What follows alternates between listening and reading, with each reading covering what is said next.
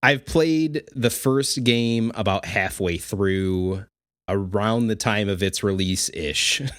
Woof. Okay, so like what year did that come out in? God. In US, it was like early DS days, so it came out before I worked at Best Buy, or at least before I bought a DS for sure. So it was like 2004, 2005? That was going to be my guess. Is that sounds time about period. right? Yeah, because I started right after high school and I graduated 2005, so that sounds about right. You graduated high school in 2005?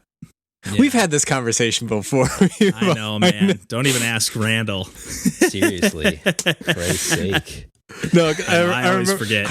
I don't know if we were like stoned or drunk or anything, but like I think like Glenn and I were talking about how we like graduated high school in like 2008, and like you were just like incredulous, like what? No, you graduated in like 2005. Yeah, I just like I don't know. You guys don't seem younger than me. I guess it doesn't say much for me. You don't seem older than me. What's that? I literally assume everyone is my age until like prove another. I think Nick Cartwright just posted something about like Forgiveness Rock Record, the Broken Social Scene album. Yeah, and he's like, yeah, high school is a long time ago, and I'm like, are you fucking kidding me? That was his high school record? Fuck. Oh, yeah. God.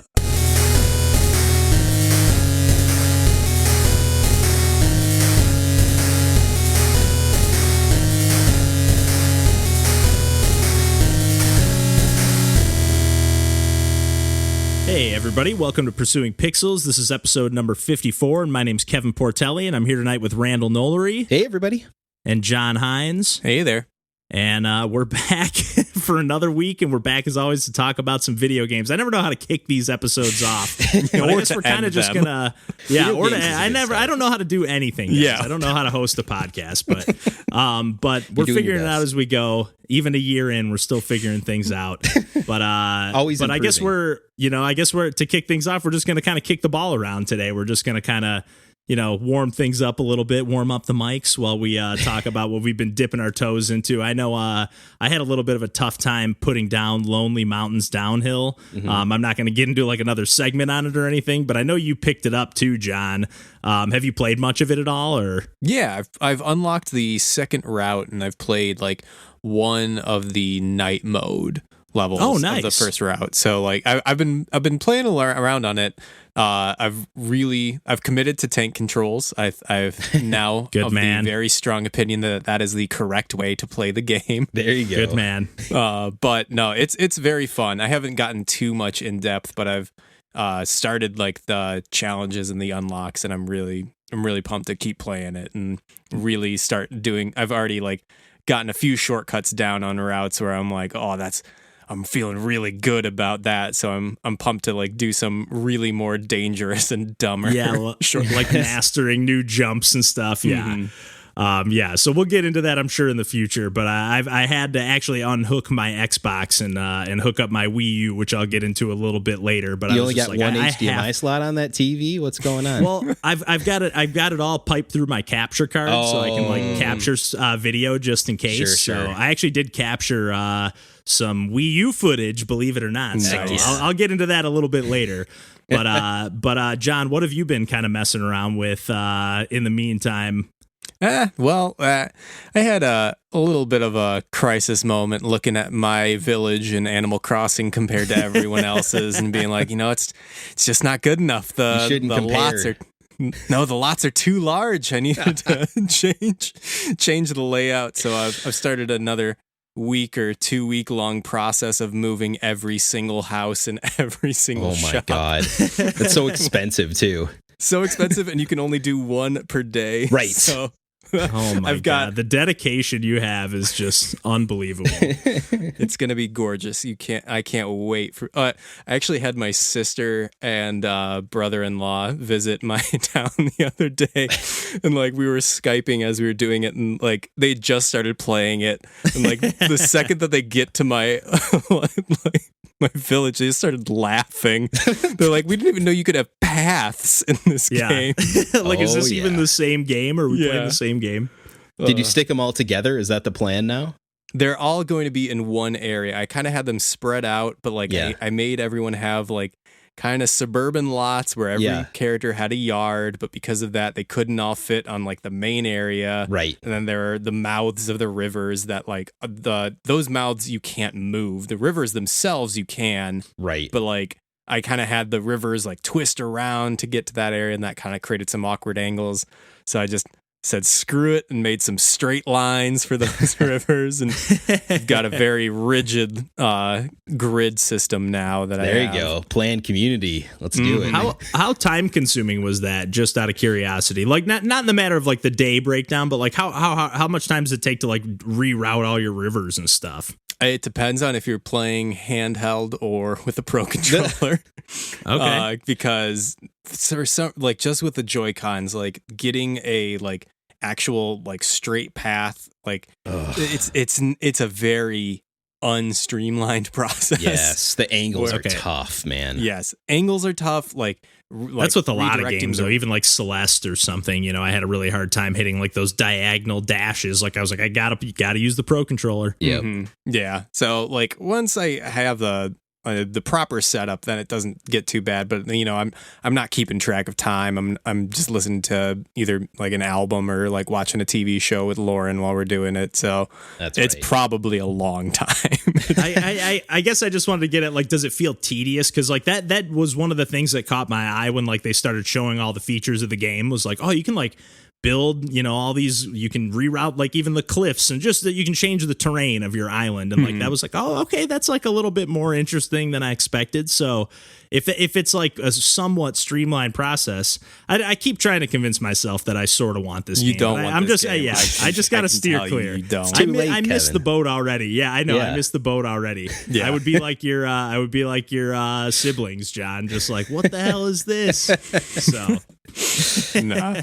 But we are also in the process of a lot of construction in Animal Crossing now. We're also at that stage where Tina's making a bunch of paths. I'm as the only, or as the main character, the only one that can do these like construction projects from Nook. So I'm asking every other day, basically, as we pay off these like bougie bridges that are like 220,000 bells and stuff. But we got like 4 or 5 of those suckers going now, plus a bunch of inclines. So we're trying our best to make it where you don't have to use the ladder or pole to get around the island. And we're almost there. Almost. See, you go to the places where you use it most often, and that's like, this is all, it's landscape architecture. That's all you got to figure out the planned routes that everybody's taking, and then that's the most efficient way to lay out. Totally. Yeah. No, and it is fun. Like, even though you kind of have to wait, I don't know, it's kind of fun. It gives us another thing to do each day. Yeah. Absolutely. Yeah. Have there been any updates since last time we talked about it? Any big time stuff? I know they've kind of like gotten rid of all the egg stuff. That was kind of our last time we chatted about it, I think. They had like an Earth Day event. They've started having a new vendor, which is Leaf, the sloth character who like comes to your town and occasionally gives you like additional flowers or like bushes. Now they actually today just started the museum stamp rally or something. I forget what it's called, but I've actually not played that. I was too busy. There was a grand piano at the shop, so I had to grind and get 200,000 bells in order to get that grand piano. I had to liquidate some of my assets in the stock market. I had, as you do, in real life. No, oh god, no. I cashed in big on the turnips with Daisy May this weekend. I had to liquidate some of that so that I had some cash flow. But nice job.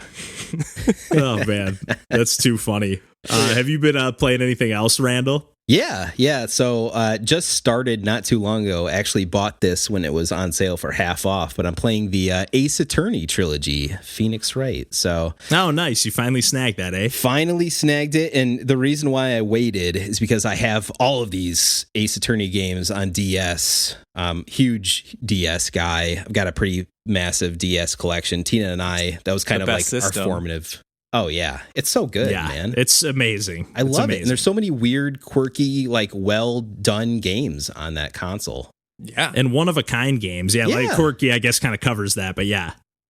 because of the control scheme and like the dual screen nature of it. Yeah, it's hard to think we're going to ever see any, besides Wii U, that we'll ever see anything else like it, I bet. Switch kind of went off in a different direction now where there's no dual screen aspect there, and it's either you're playing it on the TV or you're playing it in the handheld. But which is awesome, but I do miss playing like some of the Zelda games on the Wii U with like having the map on the touch screen or on your gamepad, like just that quick immediacy of not having to pause the game and manage inventories in certain games. Like there's a lot of possibility, a lot of potential there. Loved Wind Waker HD for that purpose. Oh yeah, loved it. Yeah. Oh man, Wind Waker HD is amazing. That's a huge digression that I got into there. But just played the first opening act / case of the first Phoenix Wright game. And I had, I'll be honest, even though I own all of these games and my wife Tina has played all of these games, I've actually only played through half of the first Phoenix Wright Ace Attorney game, which is sad, but that's kind of where I am. I always wanted to play through it. That's like we do. Yeah. Yep. So played through that first case just to kind of say, like, is this what I remember? How does it feel different? Now it's in like crisp HD, which is great. Nice. The first case doesn't really have you do anything with like kind of point around the map touchscreen stuff. So I haven't been able to see how that feels in comparison to having like a stylus in your hand. That might be a little wonky. We'll see how that feels when I get into that. But for the first case, when you're just kind of moving around using, a joystick, it felt perfectly good. All the music and sound effects are classic and they still sound great on Switch. So all that stuff was like, yep, glad I picked this up. Gonna play more of that for sure. Especially with a game that's like so hand drawn. That's probably a great transition to HD. Like some other games, that are like ports over where it's like, oh yeah, this is just like a higher fidelity polygon, but like something that's actually just like an art asset that's probably super high res when they originally made it. Like that's got to just look great. No, that's a good point. It is. It's more vibrant, and you're looking at a super low pixel screen on the DS. I think it was like 240p tops on that screen. So pretty massive upgrade with I'm assuming just the original hand drawn art. Maybe they redrew it, but it looks great. It's very convincing. And those DS games actually look even a little, they don't look that bad, but they look a little worse even if you're playing on a 3DS, it blows it up even more. And well, you got to hold start when you launch the game, Kevin, so it goes into I don't know the tricks, man. I haven't played my 3DS that much. I've been meaning to bust it out. After we talked a little bit about the Paper Mario announcement off the air last week, I was like, I might bust out Sticker Star just for the hell of it. Yeah. You got to play Advance Wars. I know. I've been meaning to start that up. That's going to be my laying in bed game, I think, soon. So, play Advance Wars instead of Sticker Hopefully Star. Soon. Yeah, please. I think do yourself a favor. Be nice to yourself. Well, why don't we get into the meat of the episode this week for the games we're actually going to discuss. And one of the games that I kind of teased last week was Creature in the Well. And I played that also. I've been kind of plowing through a bunch of stuff on Game Pass lately via the Xbox Game Pass. I guess I just kind of say Game Pass. That's just assumed it's on Xbox. Sure. But since I'm unemployed, I'm just like kind of perusing. Hey, what can I'm not buying games as frequently. Right. And Creature in the Well was, it's funny because Randall, last week we talked about how you signed up for Game Pass with the Streets of Rage, kind of pushing you over the edge. Oh, yeah. But so Creature in the Well was kind of the game that just put me over the edge. Like it was available on Game Pass the day that it came out on every other platform. So I was you know what, I'm going to sign up for this and give it a try. And I played it for like a quick second and I don't know. It was just really tough, or I just didn't quite get it. I was playing something else. I can't remember. It didn't fully grab me. My PC wasn't running the best, but whatever reason, I didn't quite get around to it. But I was like, I actually watched some video on it, and there's this. It's kind of weird. So the game is like this dungeon crawler pinball hybrid, and it's got this really vibrant, like cell shaded art style. Okay, and you kind of play it as like this robot. Are you guys familiar with the game at all? Like, have you seen it? Yeah, I've watched it. It's definitely on my wish list. It's been there. I've been waiting for it to go back on sale. But it looks good. I've only been aware of it since you mentioned it last week, and I did not realize it had anything to do with pinball. And I'll keep saying words, please. Yeah, so it's like you play as like this robot that you're kind of just crawling through these dungeons that are like you basically get these like energy balls that you can either you have a few, you can either dash, to kind of dodge around the map. It's like a top down perspective. It's 3D, but it's top down perspective, so it's kind of 2D gameplay. Yeah. And then you have these energy balls that kind of respawn at certain locations, or certain like turrets will kind of pop out and fire at you, and some of them will be charged red, and those will damage you if they hit you. And one of the things that kind of put me off this game initially was like, once you die, you kind of get thrown back out to the initial like overworld or whatever, and you have to go back into the dungeon, and like you're thrown out with no health, and you're just like, I'm like, okay, maybe you have to like beat this opening chunk, then the game actually starts or something, and I just couldn't figure out what was going on. So I do remember that being what. I don't know. I watched some video that mentioned, there's like this little pool you have to dip into, and like the little, when you're entering the dungeon, there's like this kind of room, and there's like this white pool that as you play further in the levels, there's one of those at the end of each dungeon, like right before you get to the boss. Okay. So maybe they're assuming that you would get that far without dying, but this game is hard. I did not get that far without dying a handful of times. But anyways, so once you figure that out, that is a slight complaint about this game before I get into all the things I like about it, is that it's a little obtuse and it doesn't explain very much. You kind of just have to poke and prod. There is dialogue here and there and a few characters, but like even to this point, like I beat the game almost 100%, I think like 96%. But I don't know, like I was upgrading, like you get these cores that upgrade your robot, and I don't know what those upgrades did. It would just be like, you're upgraded to level 7. Did you skip over any dialogue? Nothing. No. I read everything. I did. I know. I do. Some. This is no Diablo. This is no Diablo situation, even though it is a dungeon crawler. But anyways, you're kind of like, you have two mechanics other than dashing. You can either just swat it, with the pinballs or the energy balls, or you can like kind of charge and like you kind of like wave your sword or whatever weapon you have around, and it kind of plays like a light RPG. You can get a few different. You get like a stick, or you get like this kind of magnet weapon that can like suck orbs in from a little further away, or you get one that like, if it's a red powered orb, that's like an attack orb. If you suck those in, it'll recharge your health a little bit. So like you have a few different options, not a ton. Other than that, you get some like cosmetic capes that you can find that didn't seem to make any difference in the gameplay or anything. But yeah, you can like upgrade your core. Maybe just get more health when you upgrade the core. But anyways, the gameplay just gets like, you just have to kind of clear these rooms that are all kind of puzzle challenges. Some of them are kind of, I don't want to say puzzle challenges because it's really action based too. You're dashing around like crazy. Sure. You're kind of dodging all these laser beams that are, spawning, and you kind of have to like hit the bumpers to deactivate them in some cases. And they'll be like, once you hit a certain thing, it'll trigger a few things, and there'll be timers ticking down over certain bumpers that you have to hit with enough energy. And again, when you charge up enough energy balls, like you have a more powerful attack. And it's just like all about like kind of clearing these rooms. But some of them are like, there's a bunch of secret paths. And one slight complaint is like each like room of the dungeon, like again, the structure of the game's kind of weird. There's like this overworld, and you have to like hit these bumpers in like the overworld, or like once you're in the main like dungeon hub. Okay. And then you hit that bumper, and it's like, okay, now you're on that level, and it like opens the main door. It's the same door you keep entering. And every time you die, you get thrown back out to the beginning, and you do have to go back to the beginning of the dungeon and go all the way through it. Most of the time, you don't have to beat those things again. Okay. Only on the very last dungeon. You have to clear everything every time. Yeah. But it's just kind of tedious. I don't really understand. Like it's almost like they maybe initially planned on this game being a roguelike or something, Yeah. And like had that it feels like kind of that format. Like you're upgrading, you're finding a few different weapons, but then they just were like, let's just actually flesh this out. Cause like a lot of the levels are like cookie cutter. Like, here's the same path, just with a totally different color palette. It still looks awesome, and all the different color palettes are awesome.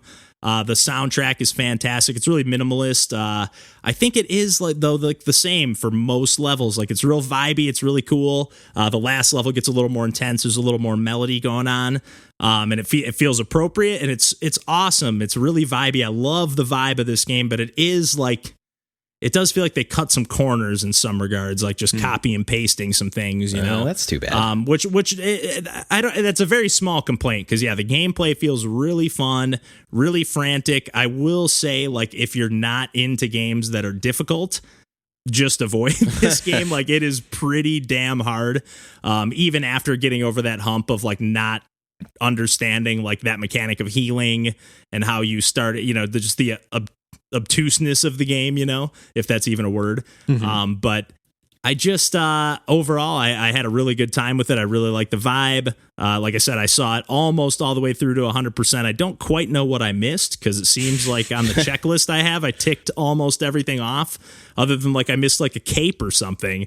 But yeah, I was really compelled to just kind of see this game all the way through to the end. And if you have Game Pass, definitely recommend checking it out because it won't cost you anything extra. But It's like $17-$18, I think, on pretty much every other platform. And if you're into pinball dungeon crawlers that have way more of an action focus than like an RPG focus, I'd say it's worth checking out for sure. I really liked it. That's cool. So I'm trying to picture this. So you must be the paddle, I'm assuming, in a pinball format to be able to hit said ball towards things, right?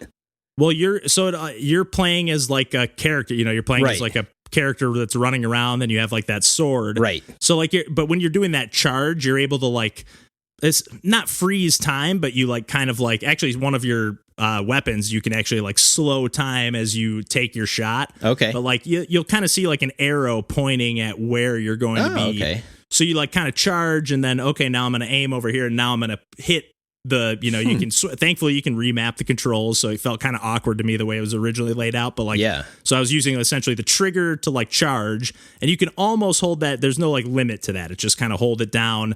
But because you're juggling between dashing to avoid lasers and and like holding down your charge, it's almost like a whip. You're like whipping your weapon around in like a whip motion that just kind of like sucks in any nearby energy orbs. Does it control kind of like a tennis game then in that way?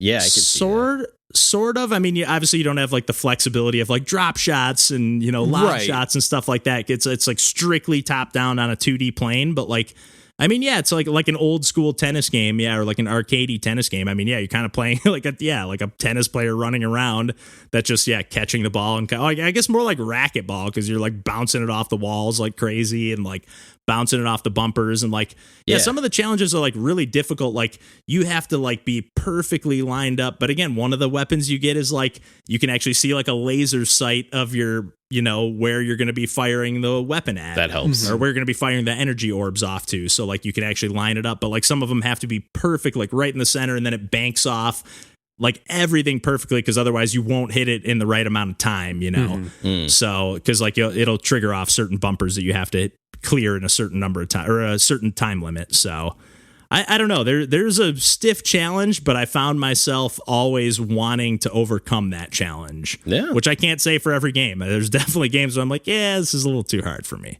Nice. So yeah, definitely worth checking out. So Randall, Sweet.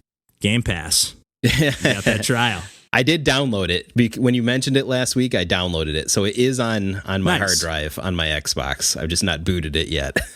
Nice. Well, I know we're all busy. I know we're all pretty busy. But, John, I know you finally got around to playing a game that I still haven't made any time for.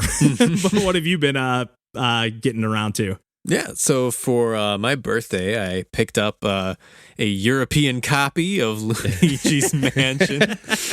When I first got I got a physical copy of it, and when I checked the box, I was like, I've never seen that rating for a game. Peggy 13. A green 7. There you go. Yeah, Peggy 13? Come on, it's Luigi. Yeah, that's true. It is spooky, though. It's spooky. It is spooky, but yeah, so I picked up Luigi's Mansion 3. And Nice. It is.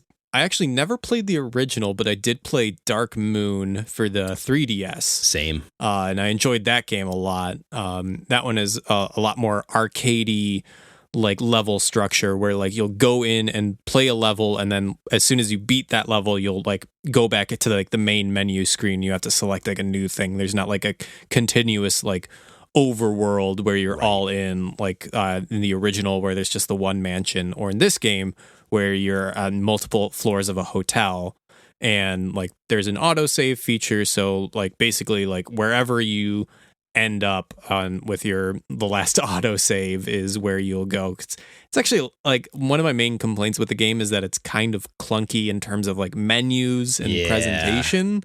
The menus are ugly.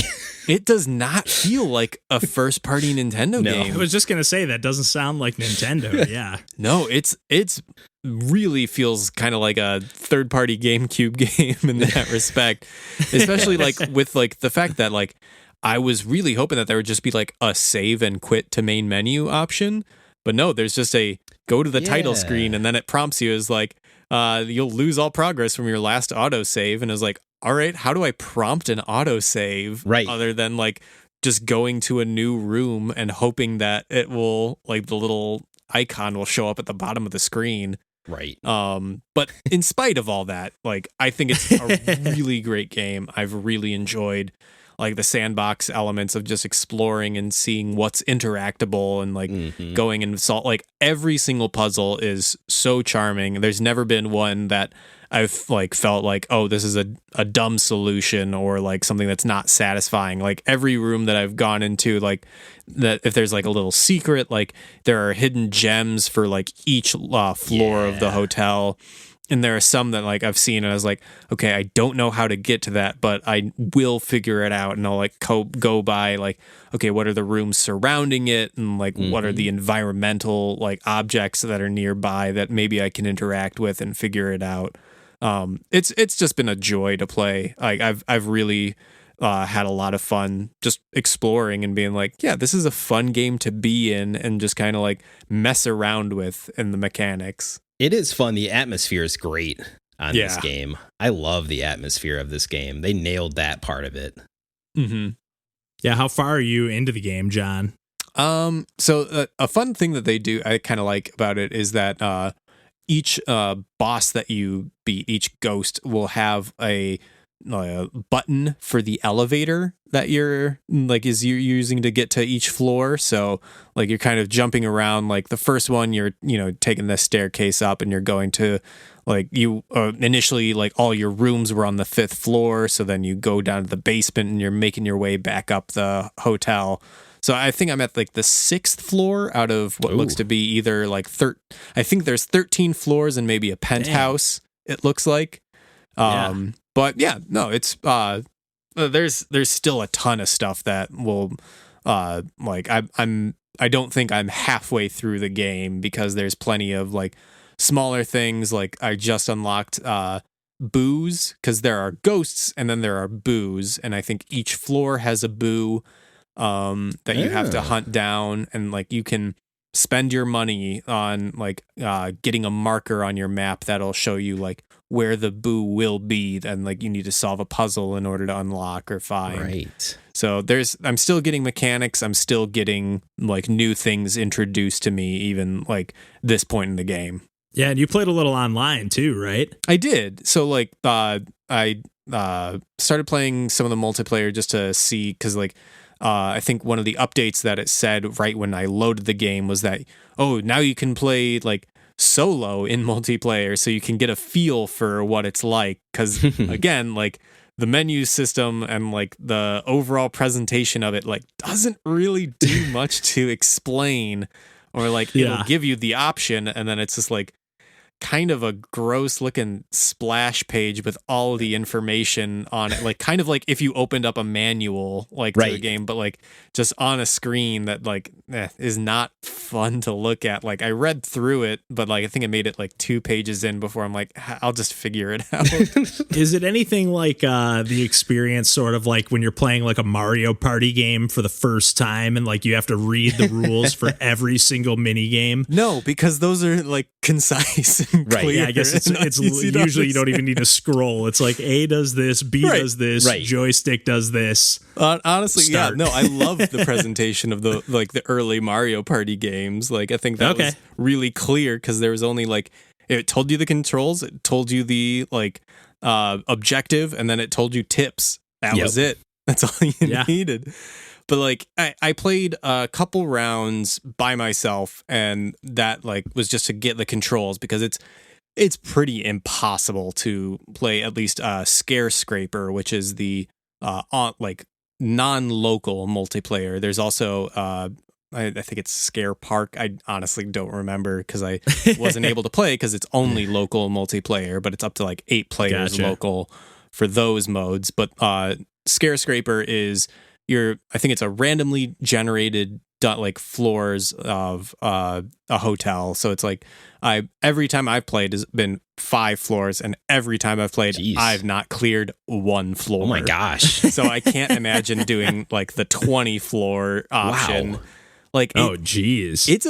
I don't know if it's difficult or if I just get bad teammates or if I'm the bad teammate and I don't understand what I'm doing. But like, I would like to play it with friends that I could coordinate with, because like one time where like there was a full team of 4 of us, and like we were like sweeping the like floors. You have to clear the floor of every ghost, and like we were just like there was like also the Nintendo voice options where you only have like the directions on the D-pad to give you like help or over here or thank you. Yeah. And 3 of us were on a Switch that we needed 4 people to be on, and like for like 45 seconds the 3 of us were just spamming the over here prompt, and the one other person was just walking around the entire floor, not doing anything until like they got trapped, and then they, like with 8 seconds left, like they just started like spamming the help button. We're like, no.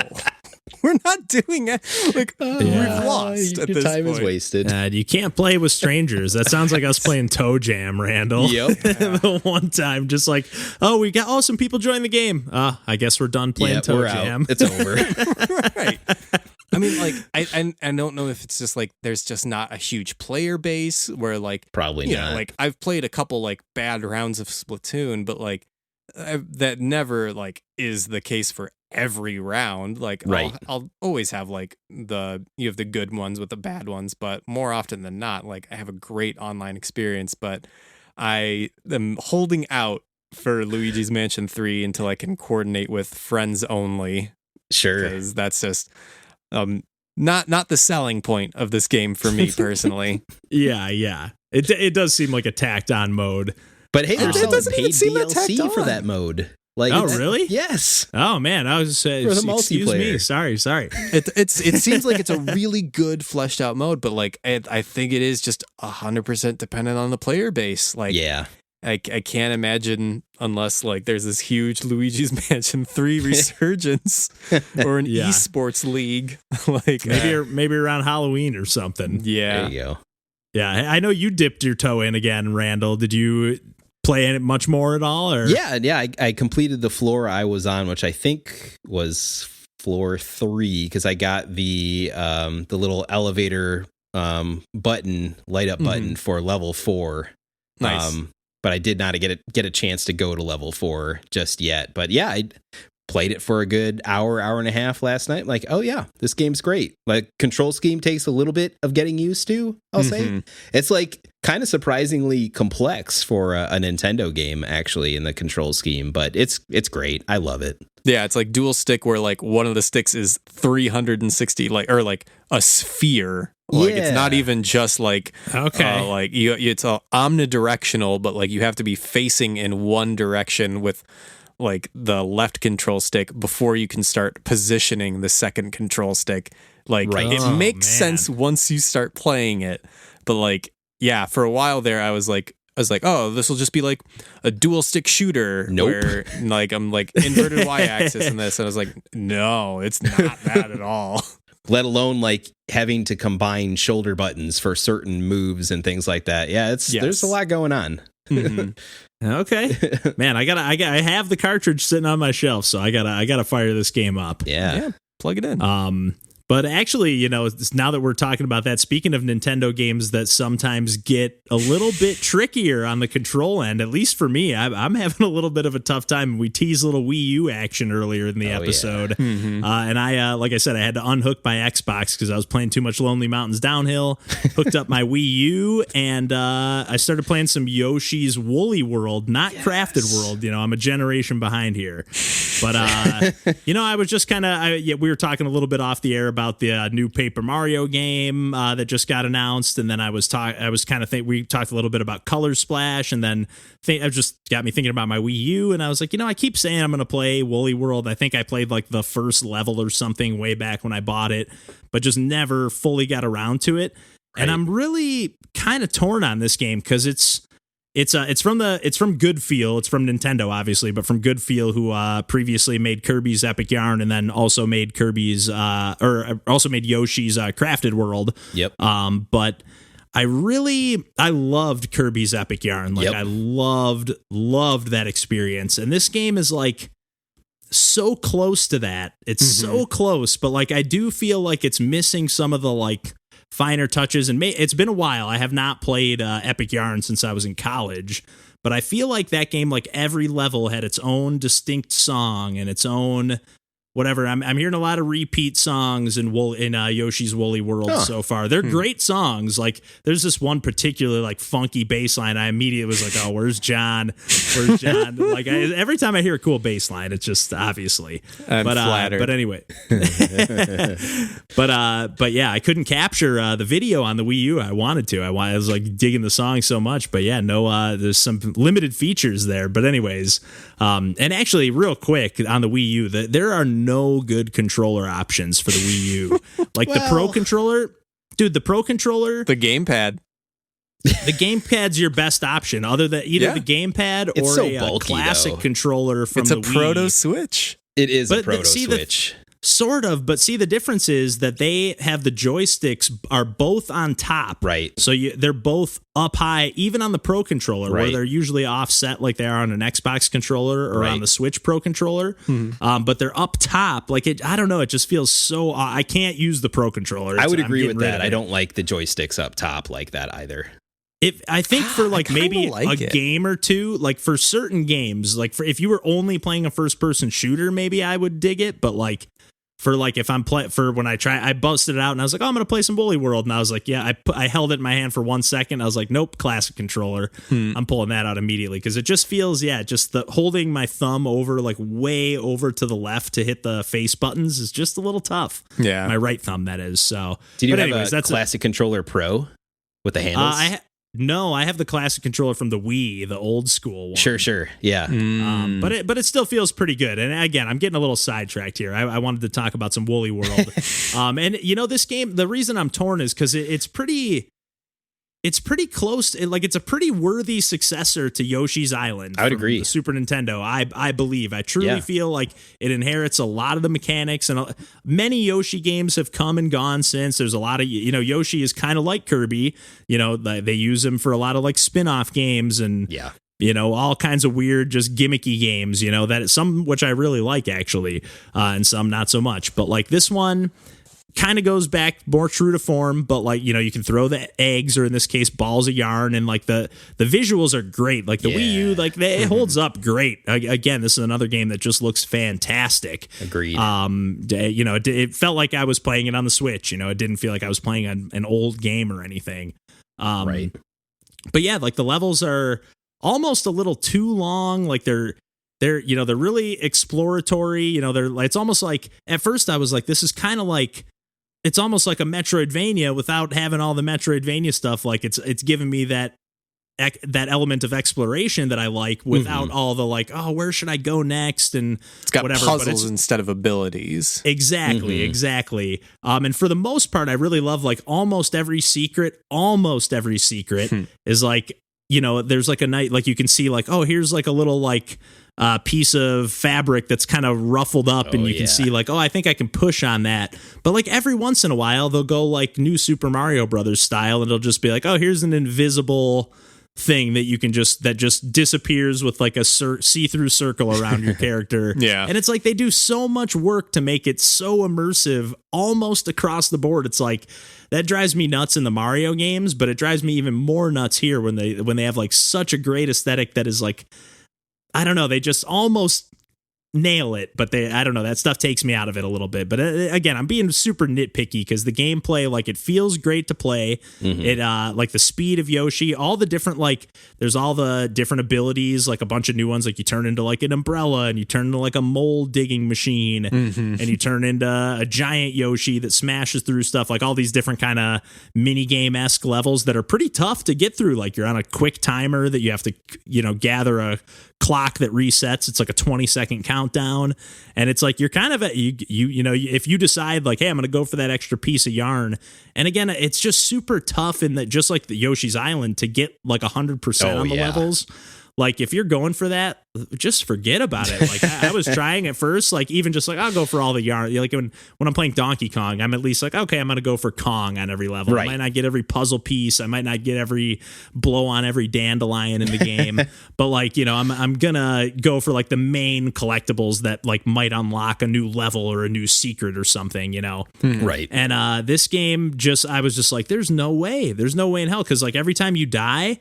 Because in Kirby's Epic Yarn, I don't even think you could die. You would beat every level, and you would have to, like, complete a level with, like, a certain amount of gems to collect, like, the power badge at the end of each level, or like some certain type of badge that would unlock a new level or potentially open a new world or something. You could only lose gems. You couldn't lose lives. Like, so you could finish a level with 0 gems. That was like that was the fail state in that game. Yeah, and you wouldn't get, like, your rank. There was kind of like a ranking system at the end of each level that would give you unlockables and stuff. Right. And in this game, that is not the case at all. And it's all about, like, just exploring these levels. And there are checkpoints, so, like, you can't, I don't think you can get a game over, but you can die. And maybe, I know, Randall, I know you and Tina played this co-op, so maybe it's a little more forgiving in that experience. And for what it's worth, in true Nintendo fashion, there's, like, an easy mode where you can give Yoshi wings and fly through all the levels. So, like, you know, but I feel like there's probably a better balance between, it's like, instead of just like, oh, you can just fly through everything with no risk at all. Cause, like, I don't know, I was just having a really tough time, like the difficulty balance between, like, this like, you know, like Kirby's Epic Yarn is no Kirby game is super challenging. Right. I think we all know that. And, like, it was just kind of this relaxing experience. John's shaking his head. You can be wrong in your podcast. Chime in. Go ahead and chime in. What do you got to say about a tough Kirby game? Yeah, well, 100% them all, and then get back to me. Oh, yeah. I'm not, I guess I'm not saying to 100% it, but, like, as far, you're not going to a Kirby game for the challenge, I guess. Or at least I'm not. I should only speak for myself. But yeah, I don't know this. I kind of got off track there. I forgot what point I was trying to make, but Yoshi's Woolly World is just, like, I don't know, it's right on the fence of being a fantastic, like, almost like you can't miss this game, but I just think it's a little bit, the balance is just off or something. But what do you think, Randall? And John, you've played it too. What do you guys think? I think this is a fantastic game, but I also played through this whole thing co-op with Tina, like, pretty soon after it came out, and maybe that colors the experience for me, where it's just, like, a great memory regardless, because I was playing through a whole game with my wife. But I just liked everything about this.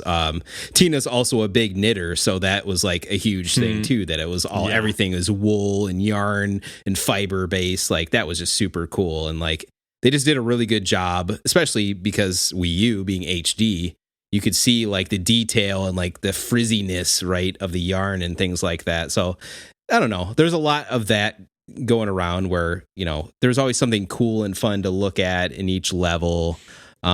Being co-op, I think we could save each other too, which made it probably a little bit easier too. That's what I was kind of wondering. Yeah, I wondered if, like, the co-op made things, like, a little smoother. I think so. In that regard. Yeah, I liked it a lot.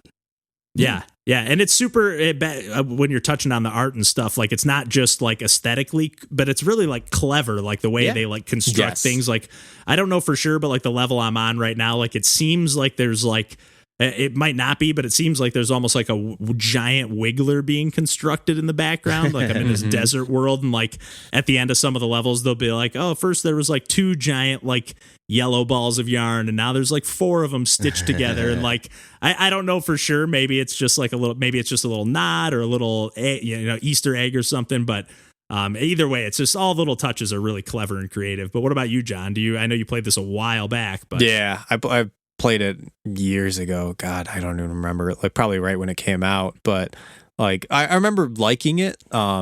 Like Yoshi as a series is an interesting one for me because I didn't have a Super Nintendo, so I'd never played like Yoshi's Island. So like my go-to like experience for Yoshi is Yoshi's Story for the N64, and like I loved that game. That was also a game that like I basically rented 2 games my entire life, and it was Yoshi's Story and Banjo-Kazooie. Nice. And I never owned either of them. Oh, man. Which was like until like Yoshi's Story got put on Virtual Console. Nice. And then I started, and I love Yoshi's Story. I think it's a great game. I do too. And I really like the like way that it controls and the way it unfolds. And that kind of had like almost a paper like aspect to it in the same way, or like as like storybook. Woolly yeah. But yeah, like Woolly World I really enjoyed, but like didn't grab me. Like it wasn't something that like I felt the need to finish, especially like when you're saying like levels are long, like the worlds are long. Like it's there's they definitely put a ton of meat into this game. Like you're getting your money's worth, but like after like 3 worlds or so, I was like, I don't know if I like there's enough like variety in the level design, like, or there's plenty of like puzzles and stuff to do, but like I wasn't getting the same satisfaction from like doing them like that I was in say like Yoshi's Story, where like, you know, you were basically just playing like, I don't know, like 6 levels basically, like because you only played like a few levels per world, and like you weren't playing like every, like I think there were like 4 or like with 5. like shuffle them around like based on like the fruit you collected or something. I forget exactly how it worked, but like so you weren't doing like a whole world, and like there was kind of a game that was meant to be replayed, right? Because like each one that you did would unlock like different paths in other ones based on like, oh, like you went high in like this world, so now you're starting in the clouds in the next level, and like that was like a shorter experience overall that like I beat multiple times because I don't know, you're only playing like a couple levels per world, or like maybe just one, and so like I got to totally. I got into being like, oh yeah, I need to beat it a different path this time so I can unlock different things. Whereas like kind of like, and that again, that was my formative Yoshi experience. So like going into one that was kind of the same as like any other Mario game, which was how it was originally made. Like it was just like level after level after level. So like that experience was just different for me. And I was like, I kind of wish there was like a successor to Yoshi's Story, but I don't know if there will be ever, actually. That's really interesting. It's a really kind of the same perspective that way. It's kind of the same with like Star Fox, honestly. Yeah. Like Star Fox 64 is my quintessential like Star Fox, and they haven't made another one like it. Nope. Don't know if they ever will. Please do. Although I think that one's a little more loved than Yoshi's Story. I think Yoshi's Story has a little bit more of a mixed reception, I think, but I loved it too. I used to borrow it from my friend Ryan all the time growing up. But I never understood how it worked, to be honest. Like I was always like, why are the levels different? Like what am I supposed to be doing? Like I never understood. Maybe I was skipping the cutscenes even back then. Fruit. That's the thing, is like you would get to the end, quote unquote, of a level, and then you would just go back to the beginning, and you just had to eat fruit until it filled up the entire like the perimeter of the screen. Wouldn't Poochie help you find it was confusing? Too? Yeah. Poochie would find secrets. Oh. Yeah. Man, I gotta go back. But yeah, with Woolly World, I think it's just it's that balance. Like it's almost like they made it too exploratory or something. Like I don't know, they were just too ambitious. Like the levels are too huge because they are meant to be replayed again and again. There's no way you're getting all the collectibles in one run. But it feels like I want it to be that experience. Like in Kirby's Epic Yarn, I had to replay a couple levels, to make sure I got through without losing gems in the boss or whatever. Right. But for the most part, it was like a really laid back experience. And that was kind of what I was looking for in quarantine mode while I'm job hunting and stuff. I was like, I kind of want a game I can just like shut my brain off, enjoy some nice, pleasant music and, environments and whatnot. And for the most part, I'm getting that, but I was getting a little frustrated with, just like, oh man, this is going to take me forever. So I think Tina and I probably unlocked everything. I think we definitely unlocked all of the Yoshis. Good Lord. So, yeah. I remember that being hard. Like, you have to get all 5 yarns on every level. Yeah. Sounds right. I remember like I did the first couple levels like that, and then the first level that I missed a yarn, I was like, all right, I'm giving up. I'm not doing that on any other John, level. you and I, we're rarely on the same page, John, but we are same boat here. I was like, oh, I missed them. Yeah, I guess I don't need to get those. And then it's like, oh, I didn't have full health. Yeah, I guess I'm gonna take damage. Yeah. And like, yeah, I just kept making compromises to where now I'm just like, I got through like a world and a half, and I'm like, yeah, I'm probably just gonna, maybe I'll come back to this game at a different time. Yeah. I'm probably gonna hang it up there, but it is still solid for sure. It's great. A well-made game. I don't want to end on like a sour note. I just like found myself getting a little bit overwhelmed, I guess. Sure. But not to end on a sour note, we can wrap it up there. I guess we are ending it on a sour note, but we'll wrap it up there anyways. But as always, I never know what to say as we open or close episodes, but you can find us on the internet. We're on pursuingpixels.com is where you can find all of our stuff. But otherwise, we're on Instagram, we're on Twitter, we're on Discord. I won't forget that this time. We're on YouTube, Twitch. I've been going on there a little bit more. But yeah, we'll be back as always next Monday. And until then, we'll catch you next week. Take care. Bye-bye. See ya.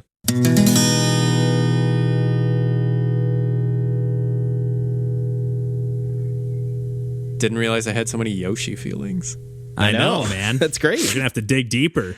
Well, I think I'm going to bust my Wii U back out because I think I had imported my Wii over to my Wii U. Yeah, I did that Me same too. mistake. Yeah. So God damn it. I don't know. It's a mistake. It's got the HDMI output. I know it has No, the I don't- HDMI, but like now you have to go through like an emulation layer to like go into your Wii stuff, and then I'll it's tell kind you of what. clunky about downloading to the quote unquote SD card in said emulation Wii mode, and Oh, you had it on an SD card, not a Yeah. USB stick like me. I'll tell you what, I did boot up before I even tried Yoshi. I booted up the Wii menu because I was like, oh, what games did I have downloaded on here? Mm-hmm. And just looking at the menu, oof, it is blurry. Oh yeah, well, It is blurry. Like I was like, I can't play a game in 480p. Oh yeah. Who am I kidding? I still really miss Wii weather and Wii news though. That was really cool. Dog. I miss like the music, even Yeah. on the Wii U, like even not the music, but just like the. Oh, maybe Yeah. you should Like play the little- Animal Crossing then, if you want That's true. Totaka. I know. True. But you know what I'm talking about? Yeah. Even just like Oh, the kind of yeah. spacey, like orbital music. Every single It's piece so of music good. on the Wii was For real. incredible. Like every track on Wii in the Like, system menu is amazing. Like honestly, Yeah. Totaka I think is Nintendo's best composer, Yeah, he's like amazing. hands down.